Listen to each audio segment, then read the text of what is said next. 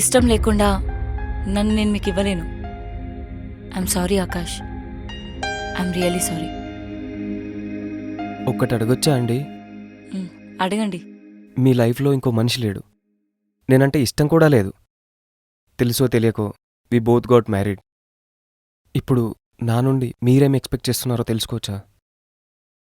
స్వేచ్ఛ, ఇండిపెండెన్స్ దొరుకుతుందా? ఒక అమ్మాయి పెళ్ళైన తర్వాత అడ్జస్ట్ అయిపోతుంది అనుకుంటారు. కాదు, కాంప్రమైజ్ అవుతుంది. I don't want that compromise life. నువ్వు నాకొద్దు. ఇన్ని మాట్లాడేశారు, మన ఫ్యామిలీస్కి ఏం సమాధానం చెప్పాలో అది కూడా మీరే చెప్పండి.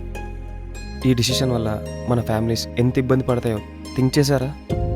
ఎవ్వరూ బ్యాడ్ అవ్వాల్సిన అవసరం లేదు. డిసిజన్ నాదే కదా, నేనే ఫేస్ చేస్తాను. హ, నాకు ఎవరి సలహాలు ఓదార్పులు అక్కర్లేదు. తాళి కట్టినందుకు నాకొక హెల్ప్ చేయి చాలు. 1 సంవత్సరం తర్వాత నాకు డివోర్స్ ఇస్తే I'll be the most happiest person in the world.